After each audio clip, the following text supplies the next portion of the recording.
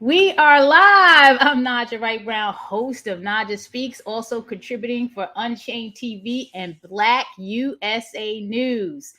What's Hey, happening in positive hip hop? My guest today boasts about being a Black MC, educator, youth advocate, and athlete based in the Washington, D.C. area. He uses curse free and positive hip hop to show the world that you can be successful without sacrificing your integrity. Please welcome Javier Starks, the one will wonder. How you doing this morning, Javier?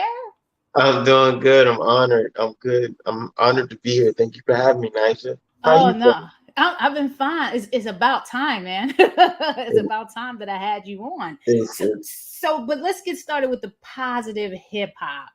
What does that really mean? I remember growing up in my time, with the Queen Latifahs and the KRS-One. Talk to us about what does that really mean, positive hip hop? I think in 2022, the importance of music with the substance is undeniable. And when it comes to positivity and the kids and people in general, we're intelligent. Youth are intelligent. So when I say positive hip hop, I'm not saying go to work, do your job, get your good grades, you'll be fine. It's like nah. It's like no. We talk about social issues. We talk about police brutality. We talk about things that are happening in the world. So we talk about life, but from an uplifting perspective. I'll talk about my experiences being homeless, but I won't glorify the negative things that I've experienced as well. Simultaneously. The idea is to touch on all bases without glorifying the negative things. So it's not bad to have a nice vegan soul shirt. It's not bad to have that. But when what you have becomes the focus of the content you create, and in a world where when I'm talking from the perspective of kids, in a world where if you don't have a vegan soul fest shirt, you're going to get shunned at school tomorrow, or you're not thought of as cool, or those types of things like bring you down, affect or you think that these things like affect your status in life. That's when the music becomes, I'd say, derailed, because you're free to be creative. I don't tell kids to not create art about what is real to them, but I tell them not to glorify the negative things. And the brainwashing per se is so prevalent. Like, I did a workshop with a group of kids at DC Hospital, DC General, and they were homeless kids. And we did like a freestyling activity. And when the kids started freestyling, some of them started rapping about their crazy nice cars and what they were doing. And I'm like, But that's what they do today. so, when we talk about positive, it's like uplifting and like reinforcing that what you have and who you are is already dope enough. Like, you don't need to like buy into this, like, yeah, I gotta have like 7 gold chains and 2 Bugatti cars to be cool. Like, nah, if you rapped about playing soccer, you probably have fans all over the world, like, but they need to see that as an example to understand that that is real, there's merit to that thought process. They're just copying what they see. So my goal is to be the example. Well, how did you get started, Javier, and why? Why? Well, Why? yeah, well, my mom actually, I'd say she's, I don't know if we could say bipolar, but she definitely deals with some things. And at 17, she put me out of the house, even though I was not like bad kid. I wasn't breaking rules per se, but she put me out at 17, and I ended up living with a friend for the next couple of years. And I got caught up in a bunch of stuff. I started doing drugs, was selling drugs, was just out there wilding out. And the music that we were listening to, I realized that the music that we were listening to was influencing a lot of what some of my friends were doing. They were doing certain things, trying certain drugs. doing, being certain places because of the music that we were listening to. And as we were listening to the music, all my friends are like, yo, Javier, you know, like the lyrics to every song. How do you remember the lyrics to every song? And I was like, I don't know. Like, I just do, you know, and they're like, yo, you should like rap too. And so, it started with like little freestyles with the friends that would ask me to freestyle. But as I kept growing in that craft, I was already transitioning from like this party lifestyle because I realized I've had some experiences. I've lost some friends to car crashes, drug overdoses, and things of that nature. And I started moving away from that. I started going to church with my neighbor who lived next to my mom. And I remember the pastor that day, he was like, yo, it's 9 a.m. and the old me would be high right now. And I was like, well, what kind of like church is this? And I'm in a space right now where I am not necessarily confined by a specific religion per se. I'm in a space where I'm open to connecting with and learning from people from all different uh, backgrounds, different places, because I realize there's truth in everything. But those experiences going to that church were what helped me distance myself from the group that I was spending time with, at least in the sense of doing drugs and partying and wasting my life away. And I continued with the music though in the process, and I realized I was like, yo, like I can't continue to perpetuate the things that were drawing me in. And I can't continue to do that with the art that I create moving forward either. So I'm going to create an art that is between Lil Wayne and between Lecrae, something that's a mixture of both, but something that is real to me, something that when the kids hear it, they can be like, yo, this is like still catchy, still fun, still got a nice tune to it, but it's not like glorifying the stuff that their friends listen to.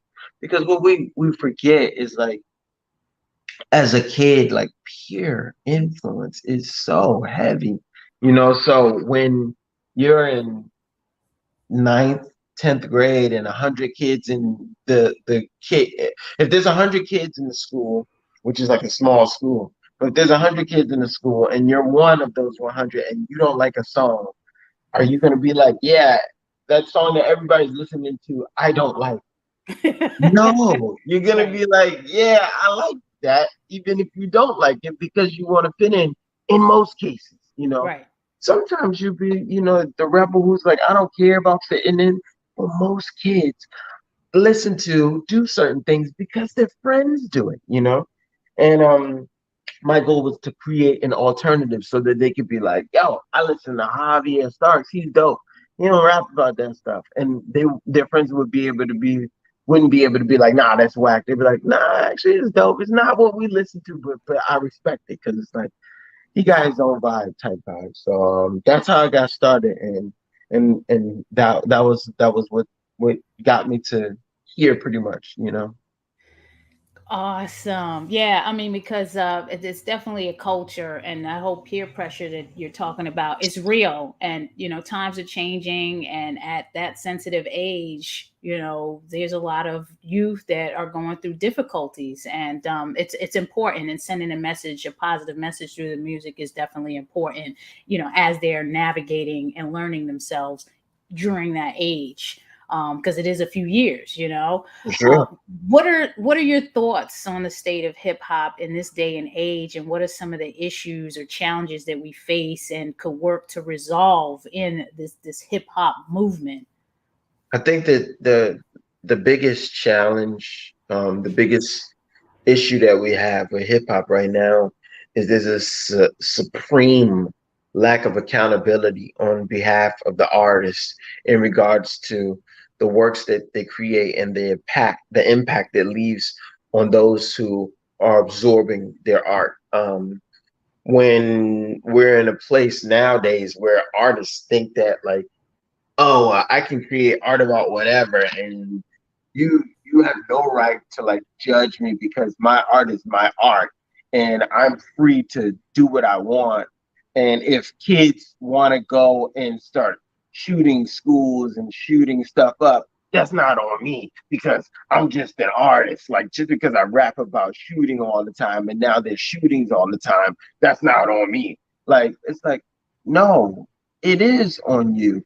Um, you're not responsible for their choices, but you influence them, you know? And so I think that like the the art, not even just like the violent art, but like it's really heavy. Like it's yeah, it really just boils down to accountability and this and artists being like human. Like they don't talk about, you know, most of the superstars, they're not talking about like their personal struggles, their doubts with themselves when they were depressed or like when they didn't live up to their own standards, the time they failed on a job. Most of the rappers don't even talk about the fact that they had to work a job and that it taught them discipline. Like, you know, it's just like the artists aren't very human, at least hip hop artists. You know, we got a lot of R&B artists who are, you know, and we look at the artists who from the past who are still holding it down, you know, and though controversial, people like Lauryn Hill or Mos Def or you know Badu, people who sneak those truths in there. And you know, you got a lot of artists, hip hop artists these days who are doing that as well. It's just that they're not so blatant about it, and I think that like it needs to be blatant. Like in the same way that kids see that people promoting, doing drugs, having material things, people need to be intentional about, hey, I am creating art that is contrary to this. Not like trying to like blend in. You know what I mean? Because that's what sends a message to the kids. Like it needs to be in their face in the same way. And I'll say this and I'll stop.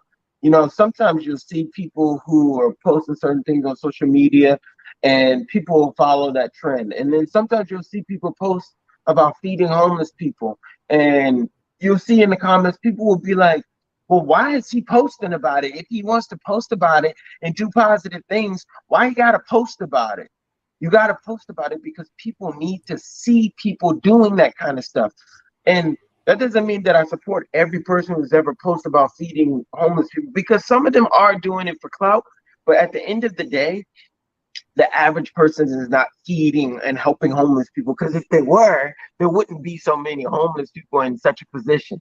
So it's important for that kind of stuff to be broadcast, like regardless of the intent. Like we need to show people that we care. Like rappers don't talk about caring. Like I don't care. I give zero fucks. It's like one of the biggest messages like promoted in the world, and like we wonder why people are so selfish and so heartless and so incompassionate, so uncompassionate and unempathetic and like yeah. So hip hop is in a rough place right now because it's governed by money, what you have, what you have done, who you are in contact with. It's like that's more important than like the content of your character. And yeah, it's breeding those types of people, and we wonder why people don't care about the environment. People don't care about each other. People don't care about, you know, because that's what they listen to. They listen to people talk about. I don't care. I'm You're just paying hitting my some money. serious points, man. You're hitting some really important points, especially when you talked about the display and compassion. You know, people whether they're posting their feeding the homeless or whatever compassionate action they're doing.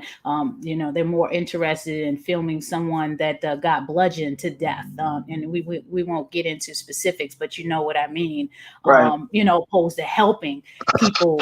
You know, in that state of distress or chaos or violence, um, you eat the change. Okay, let's talk about that and the eating of our community. You know, based on accessibility. You know, some people have better access than others, Very but I understand you're an ambassador of Eat the Change. You want to talk a little bit about Yeah, that and the importance of it? yeah. So when we talk about positivity and we talk about being healthy and we talk about love for self, and I'm not pretending that I have I'm in a position where I'm able to eat plant-based or vegan food 100% of the time, but I am in a space mentally where whenever there's a vegan option, I will almost always go with it. One, because I understand the impact of that on our bodies. That's where we start, because for things to be relevant to people, it has to have an impact on them personally, because you can be like, yo, man, like the ice caps are melting in Antarctica. The kids in the hood in Baltimore are like, what does that Antarctica have to do with me? You know what I mean? Like, Right. it's just not going to resonate to them. But when you're like, oh, yeah, because it's making smog increase in your neighborhood. Remember yesterday when you were coughing 24/7? Well, that has to do with like the smog. So that stuff like resonates with people. And so when we talk about eat the change and vegan based and plant based and vegetarian, and it's funny because I recently learned the difference between vegetarian and vegan. My girl was explaining it to me, and I think that stuff like that is like, I also saw the same thing online. Someone was talking about a video game character who's a vegetarian because they could still drink milk in the game. And it's like, but anyways, like, it's important to be mindful. I think that like where we are as people, we have to start being just mindful. That doesn't mean that we're gonna be perfect. I think someone called the term is like flexitarian. It was like, yo, like get your grandma to try something plant-based. Get your brothers and your friends to try a vegetarian dish. The idea is that we have to be mindful enough to introduce people to stuff and meet them halfway. So when we talk about Eat the Change the company, which is, uh, Just Iced Tea, Plant Burger, and the beautiful creations that they're creating, who are also people who are working to plant trees and help young women in underserved communities gain access to resources. Like, we're talking about just being mindful of what we put in our bodies, who we support in the process of purchasing what we put in our bodies, and how what we put in our bodies, how it coming from the planet affects the planet. And we talk about not polluting the environment by needing thousands and thousands of acres for cattle who create super atomic, disgusting, toxic waste that runs off in the water in neighborhoods where people have to live. You watch documentaries where people are talking about how the environment around a couple miles away has affected them, and they have, boils on their skin type stuff. We think about even like look at something like Flint, Michigan, and like how important being an advocate for the quality of the food and the water that we're offered and allotted is, it's so important. And we're in a space now we're in a space now more than ever where companies are taking shortcuts to create food in a way that profits them, and they're not being punished or penalized besides a fine. It's like if you may use corrupt tactics to make money, but the fine, you only get charged money in the process. There's no loss for you when Right. you're not concerned about human life. So I watched that documentary, "They're Trying to Kill Us," by Be Badass Vegan is his handle. I think it's John Lewis is his real name, and that was eye opening in the sense that it showed me ways to convey to my father how eating what we grew up on was not because we love the food so much, but because we have been conditioned to like foods that are bad for us. Um, and it's, yeah, man, once you see it, you never look at a McDonald's sandwich the same again. Like, and I'm not talking about the documentary. I'm talking about seeing food for what it is. That doesn't mean we're gonna be perfect and we're gonna, always eat something healthy. But when you eat it, at least you're mindful of it. I think, and the kids, the reason why they eat the stuff that they eat, most cases because they don't know, you know. Right. I talk to the kids, I'm like, I'll never eat McDonald's. Like, I can't remember the last time I had McDonald's.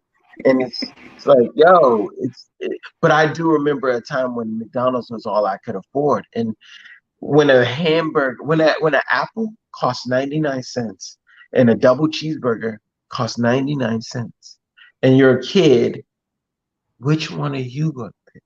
You know what I Right. mean? Like, Right. if you are poor and your goal is to get full, which one are you going to pick? But that's also, it's like, hey, but like, ask you, I tell them, I'm like, but why is a hamburger the same cost as an apple? What does that say about value? You know, like, what is that? There's ways to convey this to people. So I've been working with Eat the Change, which is a company based out of Bethesda, and they're doing really powerful, beautiful things. And I'm just trying to, with the music, with the food, and with my with my career as an athlete, as a one wheeler.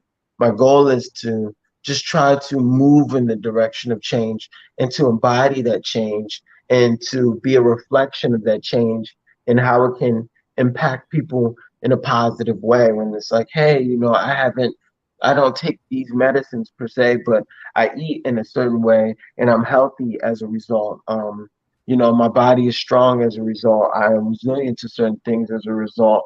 When we talk about the art that we consume, and it's like, hey, but I'm not brought down by like the news per se, or I don't feel bad about what I have. I don't sit around wishing I had more or wishing I coveting somebody else's stuff because of the art that I consume. I love my own hat. I'm happy with my own apartment and my own girlfriend. I don't need to steal yours.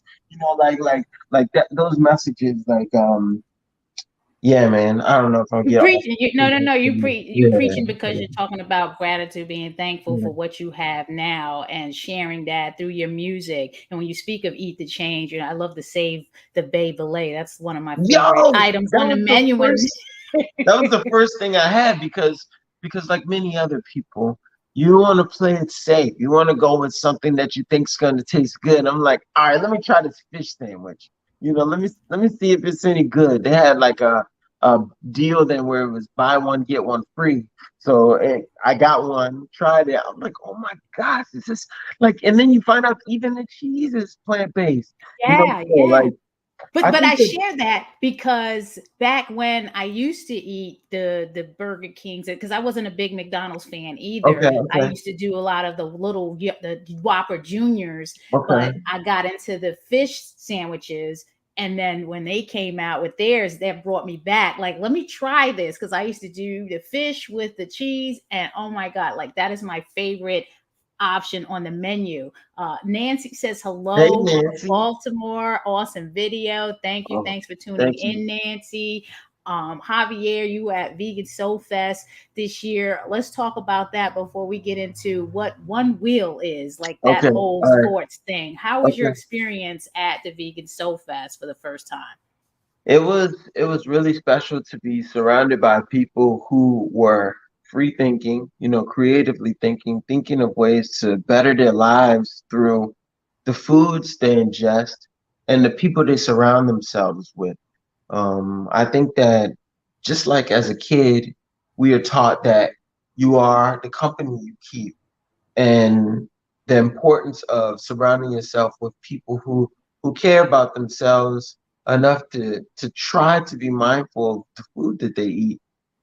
Being at Vegan Soul Festival was really refreshing in that way because it's like everywhere you look, you're surrounded by people who are trying to eat better in a world that is like constantly trying to get us to eat over processed and fake foods. The music was on point. Not only I had fun performing, but it was nice to sit and watch other artists as well who are thriving in the same space to walk around and meet different vendors. I met the person who runs the or works for this company called Kevita, which is this probiotic drink that I love drinking, and like told them this one story I had about my grandmother in the grocery store and how she loves getting me kombucha, but she calls it coochie boochie. And it's like, yo, there's so many little small gems that I experienced there, and I was there with my girlfriend, and she's like, she's onto plant-based stuff before I was, so it, she's like the reinforcing element for me, and then we just had a lot of fun. The people were super like caring and like knowledgeable. The people were helping in terms of like the staff, like.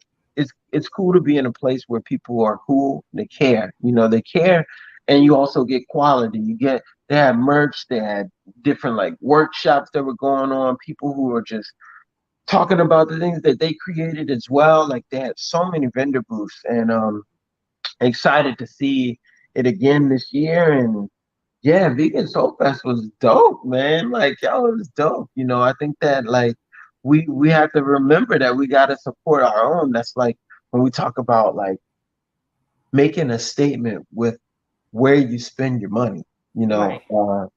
And so like that is like important to us because we have to remember as a society, like these corporations, most of them don't care about us. That's why they sell us this stuff.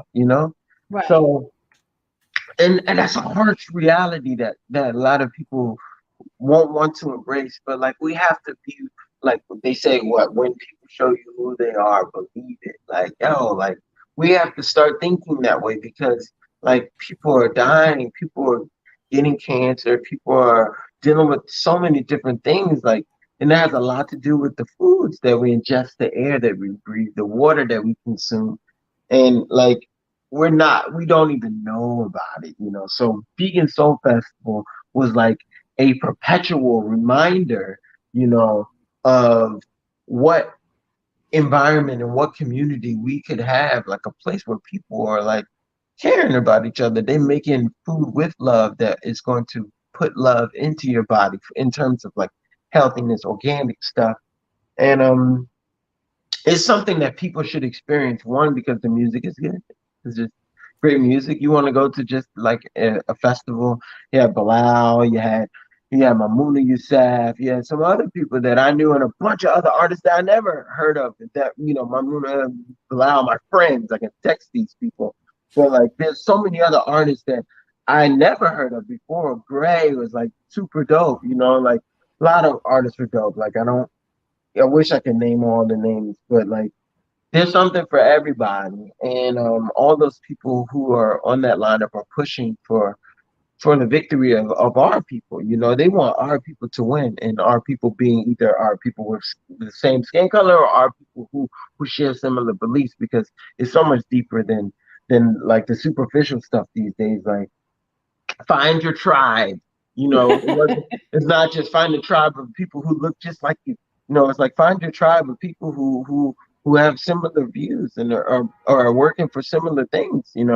Right. I And love Vegan it. Soul Festival is filled with those kinds of people. So it's definitely a place that it's something people should support just because. I think that people need to get in the habit of supporting positive things just because it's positive. Because we're in a place where negative things are supported like outlandishly, like backed by like billions and billions of dollars. So when we tell people to chase their dreams or do something that's positive, but when those people don't get supported, well, why would people feel incentivized to do positive things? Why would people feel incentivized to try to orchestrate things that are helping people if those things don't get supported? So we have to start supporting those things in whatever way that we can to show people it's like, hey, this is something worth supporting. Like, Thank you. Thank you for those blessings, Javier. And Vegan Soul Fest 2023 tickets are on pre-sale right now at okay, word, vegansoulfest.com. And definitely looking forward to working with you again in okay. 2023. So, Yeah, yep. I'll be sure to promote the link, and I'll post about it, and I'll send it out to a bunch of the homies, and mention it to the plant-based people too, the Eat the Change folks. Yeah, I'll send it to them directly. I mean, I know you're just as connected as I am. You were there at the Just Iced Tea release. We brought the Oh tea. yeah. So I've enjoyed the tea. So yeah, definitely. yeah, Absolutely. for So sure, yeah, man. so looking forward to seeing everyone there again, vegansoulfest.com. Before we get into the one will wonder and your ask, I just want people to know if you're tuning in or watching the replay, this is naijaspeaks.com. I am also the executive director of Black Vid Society. Please support Black Vid Society at blackvidsociety.org because we are meeting people where they are on their holistic health, vegan, and plant-based journeys. So go to blackvedsociety.org and support us. We need your support. Tune in to NaijhaSpeaks.com. Subscribe, like, share, comment. Tell us what you want to see, who you want us to interview. We love interviewing guests like Javier Starks that are making impacts in the community. All right, Javier, one will. What is It that? is. It is. One wheeling is so. First of all, think of a skateboard, and how a skateboard goes left to right per se. If you're looking at it from the side per se, and think of a one wheel as basically a skateboard with a massive wheel in the middle. It's a go-kart tire, and you can ride it on the grass, you can ride it on the street, you can ride on the sidewalk, you can ride it on the gravel, even on the sand. Like, I mean, this is a vehicle. So when we talk about the idea of being mindful of how we move through life, and I was just looking for a way to get around. I had rode bike share. I was doing promotions for bike share. I've ridden bike share so much, over almost 1,500 miles on bike share. Like, I'm out there riding bike share before there was electric bikes, and in their service. And I was looking for an alternative way to get around the city, a way to get around that was fun, a way to get around that was reliable, but also wouldn't leave me super sweaty when I got to my destination. Because biking was fun, but man, you sure sweaty quite often. And so I started riding this electric vehicle. Like, fast forward this story of one wheel, and then I realized, there was like a leaderboard. There's a because the device has an odometer on it, and it tracks how many miles you ride. And fast forward to where we are today, and I'm the world record holder for most miles ridden on one wheels ever. So when you see this electric board and you see people riding it, know that I've ridden it more than they have. Look at And that. Look at which is that picture. that's so cool. And the people, I mean, I have fans globally, literally, who are like, yo, literally, I can pull up. I just got a comment from, I think it's like a guy's like, yo, much love from France. Like, he said in kilometers. He's like, that many kilometers is very impressive. And obviously that doesn't necessarily might not resonate with the average person, but just think of it like this. I've ridden my electric skateboard enough to lap the planet. I've ridden around the planet. um, and when we talk about saving the environment in terms of changing what we eat, well, when we talk about changing how we get around too. So the goal with all of what I'm doing, like I said, is to embody that change. And the electric vehicle aspect is a small step in the transportation direction. And I actually just launched my own nonprofit. We're working to get the 501c3 status in place, but it's called GRO, or Green Ride. Okay, so the idea is it green? Can you ride it? Okay, let's get into it. And we're Grow talking Ride. to Is that the website? Grow Ride. it does. I don't have a website yet. That's part of what we're raising funds for as well. But Tell that's us your coming. ask. What you need. That's what the next That question is. What do you that's need? Where do that's they that's go? all right. So right now, just to finalize the one wheel stuff. But basically, one wheeling is a form of transportation, but it's also a sport. It can be recreational. You know how good it feels to go joyriding in your car just to ride around? Well, yeah, you can't afford to just go joyride on the gas. But like joyriding on an electric vehicle that costs you probably pennies to recharge your vehicle every month. And there's electric bikes, there's electric scooters, there's all types of electric things. You got options these days. Just like vegan food, it's not the same as it was 10 years ago. It's not the same as it was 20 years. It's not the same as it was 5 years ago. Like, you got people who are cooking some soulful, super soulful, and there's a one spot in Baltimore that I still need to check out. Super soulful vegan food that is tasty. But yeah, you got options. And when it comes to my ask, I have a GoFundMe running right now. There's a link in my bio on Instagram if you'd like to support in any way, shape, or form. Any support is appreciated. and we're using the funds to finalize the different parts and get the website, get the logo, get the, just the administrative stuff, cover the fee, because doing positive things as a nonprofit and making it tax deductible has a cost to it. It's like doing good things is expensive. Like you'd be surprised, to operate in a way that's really beneficial for the community is expensive. To help people is expensive. And yeah, if you can support that, or just tell somebody you heard about this guy Javier Starks who's done positive things. They can Google me.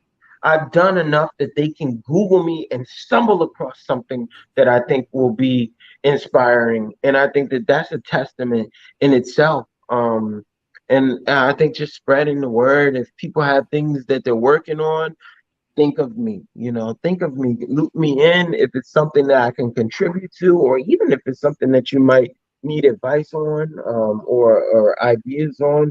I can't promise I can respond to every message, but if you leave a comment, I'll try, and yeah, let's build, let's grow, and yeah, support Naijha, man.